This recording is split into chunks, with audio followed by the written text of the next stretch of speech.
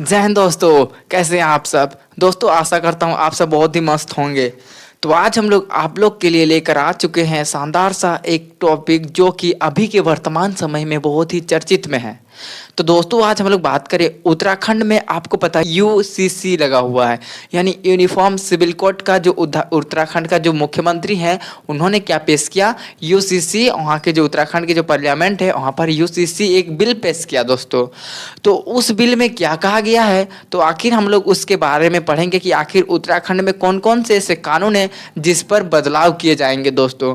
और यूसीसी आखिर क्या है, और यह यूसीसी यानी यूनिफॉर्म सिविल कोड भारत के संविधान के कितने अनुच्छेद में वर्णन किया गया है। तो इन सारी चीज़ों को आज हम लोग पूरे डिटेल से पढ़ने की कोशिश करेंगे दोस्तों। तो बने रहे हमारे साथ वीडियो के अंत तक। तो चलिए स्टार्ट करते हैं। तो सबसे पहले बात करें हम लोग यूसीसी यानी uniform civil code. Uniform civil code का जो वर्णन होता है दोस्तों हमारे संविधान की अनुच्छेद संख्या 44 में होता है। तो दोस्तों हम आपको बता दें यूसीसी यानी यूनिफॉर्म सिविल कोड यह एक ऐसा कानून है जिसमें जो भारत में जो न्यायपालिका होगी जो कानून बनाएगी वो भारत के प्रत्येक नागरिक को फॉलो करना बहुत ही इम्पोर्टेंट होता है। जैसे मान के चलिए हमारा एक घर है और हम लोग घर में जो कानून पापा बनाते हैं उस कानून को फॉलो करना हम लोग का दायित्व है, हम लोग का जरूरी होता है। हम लोग उस काम को करते हैं दोस्तों। जैसे पापा बोल दिए कि आज रात 8 बजे से घर से कोई नहीं निकलेगा तो हम लोग नहीं निकलते हैं। तो उसी तरह जो हमारा अनुच्छेद संख्या 44 क्या कहता है, यूनिफॉर्म सिविल कोड यानी भारत में जो कानून बनाएगा न्यायपालिका जो कानून बनाएगी दोस्तों उस कानून को फॉलो करना भारत के प्रत्येक व्यक्तित्व का दायित्व होता है दोस्तों। तो उसी तरह से हमारे जो उत्तराखंड एक राज्य है दोस्तों, एक जो राज्य उत्तर प्रदेश से अलग हुआ था यानी उत्तराखंड में क्या है, जो उत्तराखंड के सीएम है उन्होंने क्या किया, उनके जो संसद में उनके जो पार्लियामेंट में उन्होंने यूसीसी को लेकर कुछ बदलाव किए हैं। और वो कौन कौन से बदलाव होने वाले हैं उन सब के बारे में देखेंगे दोस्तों। ठीक है, तो पहला है दोस्तों क्या लिखा हुआ देखिए, उत्तराखंड का यूनिफॉर्म सिविल कोड क्या कहता है यानी यूसीसी क्या कहता है। तो फर्स्ट कहता है दोस्तों विवाह का जो कानूनी आयु होगा यानी जो शादी का जो कानूनी उम्र होगा कि आखिर उत्तराखंड के जो नागरिक वो कब शादी करेंगे, कितना उम्र में शादी करेंगे, बच्चों का कितना उम्र में शादी देना जरूरी है या कितना उम्र के बाद ही आप बच्चों को शादी करवा सकते हैं दोस्तों, उन सारे चीज़ों के बारे में बताया गया है। तो कहा रहा है जो अनुच्छेद संख्या जो हमारा उत्तराखंड में क्या जो बदलाव के कारण क्या कहा गया है, जो फर्स्ट में यानी विवाह की जो आयु होगी यानी शादी का जो उम्र होगा वो होगा वो लड़कों के लिए 21 वर्ष होगा, और जो महिला यानी पुरुष ये महिला होगी महिलाओं के लिए टोटल होगा 18 वर्ष। यानी उत्तराखंड का इस कानून के अनुसार कि उत्तराखंड के प्रत्येक लड़का हो या लड़की हो, अगर लड़का 21 साल हो या फिर 21 साल से अधिक है तो ही वो लड़का वहाँ पर शादी कर सकता है। और बात करें महिला की तो महिला का उम्र यदि 18 साल या फिर 18 साल से अधिक है तभी वहां पर महिलाएं शादी कर सकती है दोस्तों, अन्यथा ये गैर कानूनी माना जाएगा। मान के चलिए लड़का का उम्र 18 साल हो गया है और लड़का शादी कर लिया तो वो क्या हो जाएगा, वो गैर कानूनी हो जाएगा दोस्तों। तो उसी प्रकार बात करें अगर महिला 18 साल की नहीं होकर के 15 साल में ही उसका शादी कर दिया जाता है उसका घर वाला तो क्या है वो भी गैर कानूनी माना जाएगा दोस्तों। तो उत्तराखंड में जो पहला कहता है कि विवाह यानी शादी का जो उम्र होगा महिला हो या फिर पुरुष हो उसका जो होगा वो कितना होगा, महिला के लिए 18 वर्ष होगा और पुरुष के लिए 21 वर्ष होगा दोस्तों। ठीक है, और दूसरा क्या कहता है ध्यान से देखिए, दूसरा कहता है पोस्को यानी पोस्को क्या पोस्को के आधार पर जो नाबालिग के बीच यौन गतिविधि अपराध और बाल विवाह भी दंडनीय अपराध है दोस्तों। जो हमारा पोस्को कानून क्या कहता है, दूसरा क्या कहता है कि आप नाबालिग बच्चों यानी बच्चे 18 साल या फिर 14 साल के नीचे वाले 18 साल या फिर 14 साल के जो बीच में जो बच्चे हैं जो महिलाएं हैं उनके साथ जो यौन गतिविधि अपराध है, साथ ही साथ जो बाल विवाह है यानी आप 18 साल के कम उम्र के वाले महिलाओं या फिर लड़के हो अगर आप उनकी शादी कराते हो तो ये दंडनीय अपराध है दोस्तों। उत्तराखंड में ये ऐसा नहीं होना चाहिए कहा गया है दोस्तों। और बात करें हमारे पूरे भारतवर्ष में तो दोस्तों भारतवर्ष में ही यही कानून पूरी तरह से लागू हो चुका है दोस्तों। पूरे भारत में ही ये लागू है कि 18 वर्ष तक महिलाएं शादी नहीं कर सकती और पुरुष के बाद तक जो पुरुष जो है वो 21 वर्ष से अधिक या फिर 21 वर्ष में वो शादी करने लायक बन जाता है दोस्तों। और इस कारण के पीछे भी कोई बहुत सारे कारण दिए जाते हैं, इसके पीछे भी बहुत सारे कारण दिए जाते हैं। जैसे बताया अगर बायोलॉजी के हिसाब से देखिए तो इसमें कुछ और अन्य गतिविधियाँ शामिल है दोस्तों। ठीक है, तो इसमें कहा गया है जो सेकेंड नंबर में कहा गया यानी पोस्को पोस्को में जो नाबालिग के बीच में जो यौन गतिविधि अपराध और बाल विवाह भी दंडनीय प्रतिबंध कर दिया गया है कि आप उत्तराखंड में अगर रहते हो तो अगर आप बाल विवाह करते हुए पकड़ा जाते हो, यानी आप मान के चलिए कोई एक परिवार किसी अपनी लड़की का बाल विवाह यानी 18 साल भी उम्र नहीं हुआ है और उसका शादी करा देता है तो वो क्या हो गया, उस दंडनीय अपराध हो जाएगा। उस हो सकता है उस परिवार वालों को कुछ सजा मिल सके दोस्तों, ये उत्तराखंड सरकार के अनुसार कहा गया है। नेक्स्ट क्या कहता है देखिए, द्विविवाह पर प्रतिबंध। द्विविवाह कहने का अर्थ क्या हुआ कि आप पहले एक शादी कर चुके हैं और दोबारा आप शादी करने पे लगे हुए हैं, आपका मन नहीं भर रहा है एक शादी से, ठीक है, और आप क्या किए हो, दोबारा शादी कर रहे हो, तो वहां पर क्या होगा, जो उत्तराखंड सरकार है उस पर भी प्रतिबंध लगा दिया गया है। यानी आप पहले से शादीशुदा हो और दूसरा और एक शादी करते हो, आपका चुल मच गई कि हम और एक शादी करेंगे दोस्तों, ठीक है, तो उससे क्या होगा, जो उत्तराखंड सरकार है इसमें सख्त विरोध कर रही है। हाँ, इसमें और एक अपवाद आ सकता है कि अगर मान के चलिए आपने शादी कर लिया हो और कोई कारण बस आपकी पत्नी मर चुका हो, आपकी पत्नी मर गया हो या फिर आपका पति मर गया हो, उस पर आप शादी कर सकते हो, उसमें कोई मना नहीं है। लेकिन जो हमारा तीसरा कहता है यानी द्विविवाह पर प्रतिबंध, यानी अगर आपका पुरुष भी जिंदा है या फिर आपका पत्नी भी जिंदा है और आप चले शादी करने चल दिए, वैसा में क्या होगा, दंडनीय वो अपराध माना जाता है। यहाँ पर लिखा गया है देखिए, द्विविवाह पर प्रतिबंध है, विवाह के समय जीवित पति या पत्नी होना नहीं चाहिए। यहाँ कह रहा है कि अगर आप द्विविवाह करते हो उसमें कोई मना नहीं है, द्विविवाह आप करो, लेकिन अगर आप द्विविवाह करते समय आपका पति जिंदा है या फिर आपका पत्नी जिंदा है तो आपको इस पर दंडनीय अपराध दिया जाएगा दोस्तों। यानी कहने का सीधा अर्थ क्या हुआ कि आपका पति रहते हुए या फिर आपकी पत्नी रहते हुए आप दोबारा यानी दूसरा शादी नहीं कर सकते हो दोस्तों, ठीक है। आप क्या नहीं कर सकते हो, यानी आप एक शादी कर लिए हो सकता है आपको बच्चा भी है और आप दूसरा शादी करने लग गए हो, तो वैसा दंडनीय अपराध है दोस्तों, वैसा नहीं कर सकते हो। कौन कहती है, उत्तराखंड सरकार कहती है दोस्तों, ठीक है। नेक्स्ट की बात करें तीसरा, चौथा नंबर क्या कहता है, संपीड़ित विवाह प्रतिबंध। माता पिता दादी और दादा दादी और प्रत्यक्ष रिश्तेदार से आप शादी नहीं कर सकते हो। ध्यान से सुनिए, कह रहा है संप्रिय विवाह। तो संप्रिय विवाह का अर्थ क्या होता है दोस्तों, यानी आप अपने ही रिश्तेदार से आप शादी नहीं कर सकते हो। यानी जो उत्तराखंड सरकार यह एक बिल क्या कहती है कि आप अपने ही सरकार से शादी नहीं कर सकते हो दोस्तों, ठीक है। जैसे बात करें कौन सा रिश्तेदार होते हैं भाई, पहला माता के संबंधित रिश्तेदार, पिता के संबंधित रिश्तेदार, दादी के संबंधित रिश्तेदार, दादा के संबंधित रिश्तेदार, और ये सारे जो चीज हैं इन सभी के रिश्तेदार के अगर आप शादी नहीं कर सकते हो।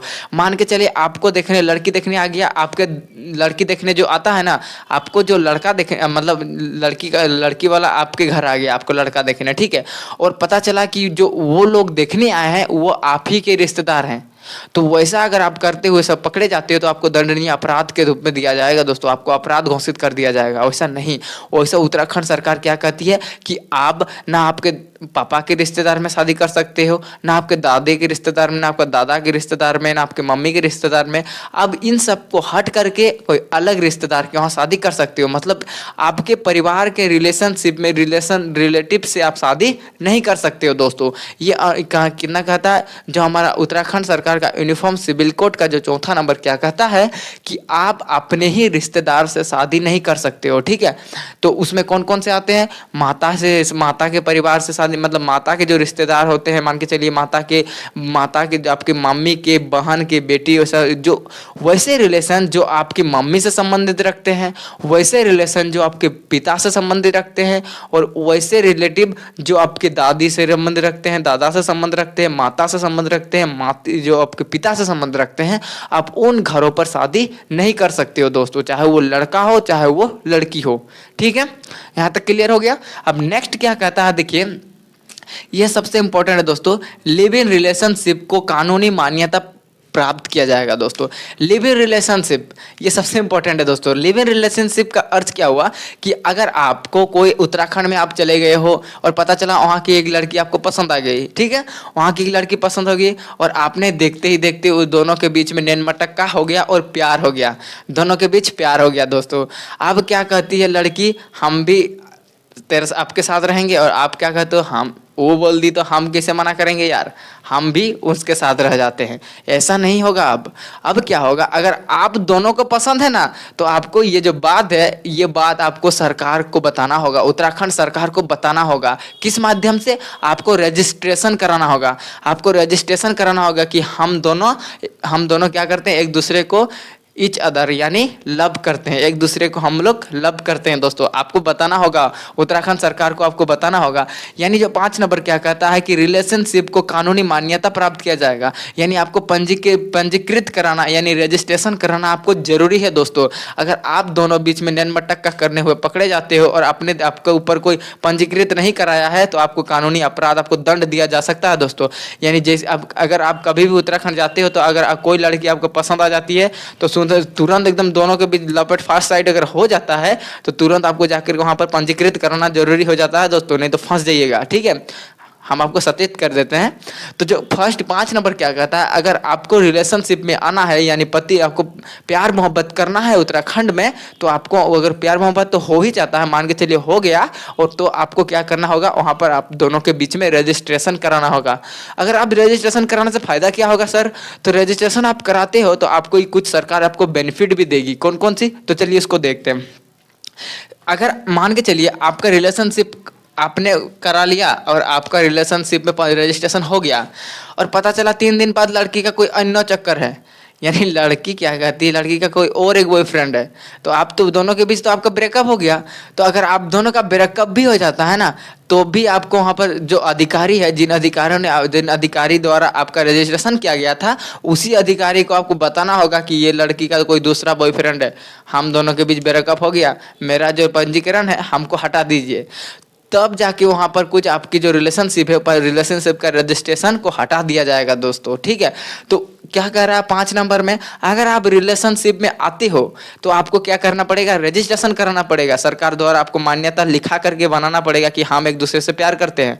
और फिर 5 दिन के बाद पता चला कि उसका रिलेशनशिप किसी दूसरे के साथ चक्कर है और आपका दोनों के बीच ब्रेकअप हो गया, तो आपको फिर वही इसी अधिकारी से बताना होगा कि हम दोनों के बीच ब्रेकअप हो गया, मेरा रजिस्ट्रेशन स्लिप को तोड़ दीजिए दोस्तों। ठीक है, तो एक जगह पर आपका दोनों का रिलेशनशिप मजबूत हो रहा था, यानी आप दोनों के बीच में अफेयर चल रहा था, प्यार मोहब्बत चल रहा था, तब आपने पंजीकृत कराया, तब आपको सरकार को बताना होगा। और जैसे ही आप दोनों का ब्रेकअप होगा, तब भी सरकार को बताना होगा। मतलब आप प्यार करते हो तो भी सरकार को बताना होगा, अगर आपका ब्रेकअप होता है तब भी सरकार को बताना होगा। दोस्तों ये हम नहीं कह रहे हैं, ये हमारा जो उत्तराखंड की यूनिफॉर्म सिविल कोड कह रही है दोस्तों। ठीक है, तो देखिए क्या कह रहा है 5वां नंबर पे कि अगर लिविंग आप रिलेशनशिप में रहते हो तो आपको पंजीकृत कराना, ये वर्ड पे ध्यान दीजिएगा, आपको पंजीकृत कराना जरूरी होता है। अगर आपका दोनों का जो संबंध है, यानी आप दोनों के बीच ब्रेकअप हो जाता है, पता चला 3 दिन के बाद लड़की के दूसरा बॉयफ्रेंड है, उसको डेट कर रही है, और आप बीच में मामा मामा बोलने लग गए, ठीक है आपको, तो उसमें क्या हो सकता है दोस्तों, जो संबंध होगा उस संबंध को आपको अधिकारी को सूचना देना होगा कि हम दोनों के बीच ब्रेकअप हो गया है, हम उसका कोई दूसरा हो गया, आपको दुख तो सुनाना होगा ना उस अधिकारी को। जानते हैं साहब मेरा ब्रेकअप हो गया, आपको सुनाना होगा। ठीक है, तो वो अधिकारी को आपको सुनाना होगा दोस्तों। तो 5 में क्या कहता है कि अगर रिलेशनशिप में है तो आपको कानूनी पंजीकृत कराना होगा। अगर आपका संबंध खत्म हो जाता है यानी ब्रेकअप हो जाता है, तो भी आपको अधिकारी को सूचना देना आवश्यक है दोस्तों। ठीक है, तो ये हो गया हमारा 6ठा। अब जो हमारा 7वां कहता है दोस्तों, यदि सभी विभाग को अगर 60 दिनों के अंदर कानूनी मान्यता मिलनी चाहिए दोस्तों। ठीक है, कहने का मतलब आपने दोनों जन मिल करके प्यार किया, प्यार करने के बाद आपका शादी हो जाता है। ठीक है, और जैसे ही शादी हुआ उसके बाद फिर आपको क्या करना है, 60 दिन के अंदर अंदर वो शादी किए हैं उस शादी का रजिस्ट्रेशन बनाना पड़ेगा आपको 60 दिन के अंदर। अगर 60 दिन से ज़्यादा हो गया तो आपको सजा मिलेगा दोस्तों, आपको कुछ जुर्माना लगेगा। ठीक है, तो क्या कह रहा है, अगर जो भी विवाह होगा दोस्तों उत्तराखंड में जितना शादी होगा, उस शादी को 60 दिन के अंदर अंदर उसको रजिस्ट्रेशन कराना जरूरी है, अनिवार्य है दोस्तों। ठीक है, जैसे आप लोग शादी विवाह में सिंदूर लगाना जो अनिवार्य है ना, तो उसी प्रकार पंजीकृत कराना अनिवार्य हो जाएगा दोस्तों उस समय। ठीक है, तो क्या कह रहा है अनुच्छेद संख्या जो हमारा उत्तराखंड का यूनिफॉर्म सिविल कोड का 7वां क्या कहता है कि जो सभी विभाग को 60 दिनों के अंदर अंदर कानूनी मान्यता प्राप्त करना मिलनी ही चाहिए। अगर नहीं करता है कोई व्यक्ति, मान के चलिए शादी कर लिया, ठीक है, और 60 दिन वो भूल गया कि हमको यहाँ पर भी साइन पंजीकृत भी कराना है। वो खुशी में भूल गया, इतना अच्छा बीवी ही मिल गई कि उसको देख के ही उसका 60 दिन चला गया।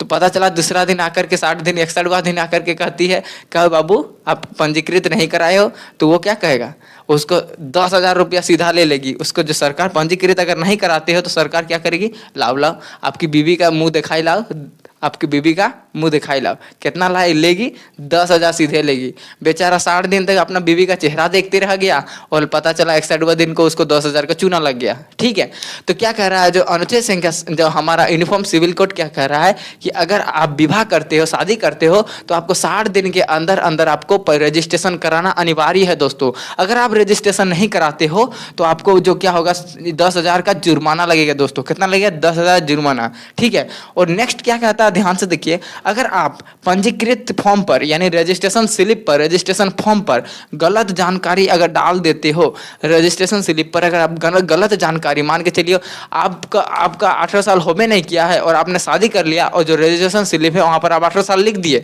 तो क्या होगा, जैसे ही पता चलेगा ना तो आपका आरती उतारेगी। क्या करेगी, आरती उतारेगी। क्या करेगी, बाबू आपने तो गलत जानकारी दिया, आपका तो हुआ ही नहीं। तो क्या करेगी, आपको 3 साल जेल ले जाएगी या फिर 25,000 रुपया फाइन करेगी दोस्तों। ठीक है, तो अगर आप शादी के समय, पंजीकृत कराते समय अगर आप गलत जानकारी देते हो सरकार को, तो अगर वो जानकारी अगर पकड़ी जाती है तो आपको 3 साल की सजा और 25,000 का जुर्माना लगेगा दोस्तों। ठीक है, ये कहाँ कहता है, ये जो उत्तराखंड का यूनिफॉर्म सिविल कोड का 7वां नंबर क्या कहता है कि जो अगर आप पंजीकृत फॉर्म यानी आप शादी तो कर लिए और उस शादी में अगर आप पंजीकृत फॉर्म भरते समय अगर आप गलत इन्फॉर्मेशन देते हो, गलत जानकारी देते हो, तो अगर वो जानकारी पकड़ी जाती है तो आपको 3 साल की सजा और उस सजा के साथ साथ 25,000 रुपया जुर्माना रूप में देना होगा दोस्तों। ठीक है, ये हमारा उत्तराखंड सरकार का यूनिफॉर्म सिविल कोड जो पारित होने वाला है उसमें कहा गया है। और जो लास्ट बचता है दोस्तों, जो हमारा जो, अगर आपने तो शादी तो कर लिया, अगर मान के चलिए बाई चांस कोई ऐसा प्रॉब्लम आ गया, आप दोनों के बीच में संबंध अच्छा नहीं बढ़ रहा, आप दोनों के बीच में डिवोर्स होने की कोशिश हो रही है, तो उसमें पीछे एक प्रावधान दिया गया है कि अगर आपको अगर तलाक होना है तो क्या कह रहा है, जो 8 क्या कहता है, अदालत के बिना आदेश का कोई भी शादी को भंग नहीं कर सकता। यानी आपने तो शादी का करते समय पंजीकृत कर लिया और उसके बाद अगर आप तोड़ना चाहते हो तो आप ऐसा नहीं कर सकते हो। यानी आप अपने मन से कह चाहते हो कि हम इसके साथ नहीं रहेंगे, मेरा डिवोर्स हो, तो वैसा नहीं हो सकता दोस्तों। क्यों? क्योंकि जो उत्तराखंड का यूनिफॉर्म सिविल कोड क्या कहता है कि अगर हमारा जो उत्तराखंड का जो अदालत होगी उसके बिना किसी भी शादी को भंग नहीं कर सकता। यानी उत्तराखंड की सरकार अगर चाहेगी, उत्तराखंड की अदालत चाहेगी तभी उस शादी को भंग कर दिया जा सकता है, वरना नहीं। तो अनुच्छेद संख्या जो उत्तराखंड का जो यूनिफॉर्म सिविल कोड का जो 8वां नंबर क्या कहता है कि आपको बिना अदालत के, यानी अदालत के बिना आपको शादी, किसी भी शादी को भंग करना एकदम गैर कानूनी है दोस्तों। कोई शादी को भंग कर ही नहीं सकता। और मान के चलिए इसका उल्लंघन करता है कि अदालत कहती है कि आप दोनों एक साथ रहेंगे और मान के चलिए वो व्यक्ति एक साथ नहीं रहते हैं, तो उस व्यक्ति को क्या करेगी, आपको 3 साल सीधे जेल में छोड़ देगी। आप 2 महीना के लिए नहीं रहना चाहते हो, चलो तुम 3 साल के लिए मत रहो। तो क्या करेगी सरकार, क्या करेगी, आपको 3 साल के जेल दे सकती है दोस्तों, 3 साल की सजा सुनाएगी दोस्तों। ठीक है, तो ये 8वां नंबर क्या कहता है, अगर अदालत के आदेश के बिना कोई भी शादी को भंग नहीं कर सकते। अगर आप ऐसा करते हुए पकड़े जाते हो तो आपको टोटल 3 साल की जेल हो सकती है दोस्तों। कितना? 3 साल की जेल। तो आई होप दोस्तों आपको ये जानकारी कैसी लगी। अगर ये जानकारी अच्छी लगी तो मिलते हैं इसके नेक्स्ट वीडियो में। तब तक के लिए जय हिंद दोस्तों।